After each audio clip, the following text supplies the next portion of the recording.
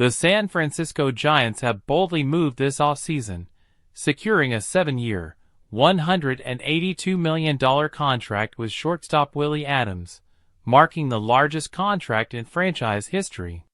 The deal signals a shift in the Giants' approach after missing out on high-profile free agents like Aaron Judge and Shohei Ohtani in recent years.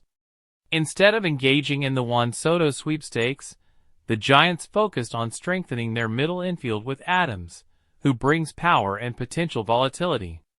Adames, 29, has been one of the most consistent power hitters among middle infielders in recent years. He slugged 32 home runs for the Milwaukee Brewers last season, his second 30-homer campaign in the previous 3 years. A former starting shortstop for the Tampa Bay Rays during their 2020 World Series run, Adames was traded to the Brewers the following season, where he continued to develop into a reliable offensive weapon. However, his approach at the plate comes with some risk. He's known for his high strikeout rate, having whiffed 173 times last season alone. His strikeout rate has never dropped below 25%, and his offensive production can be erratic, with his adjusted OPS fluctuating between 121, 110, 94, and 118 over the last 4 seasons. Despite these inconsistencies, Adames is a significant upgrade for a Giants team that has struggled to generate offensive firepower since their 107-win season in 2021.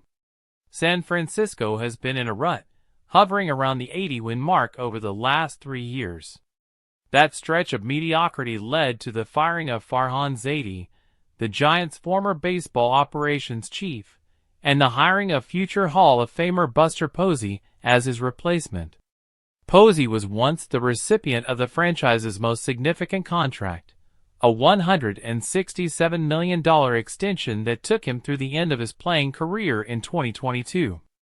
With Adames now holding that distinction, he is pressured to deliver. There are concerns about whether he can maintain his power numbers as he ages, but for now, his addition gives the Giants a much-needed boost. His presence up the middle will be especially valuable in alleviating some pressure on young infielder Tyler Fitzgerald, who showed promise last season with 15 home runs. Fitzgerald is expected to shift to second base, allowing Adames to take his place at shortstop and offer a much-needed power threat in the lineup.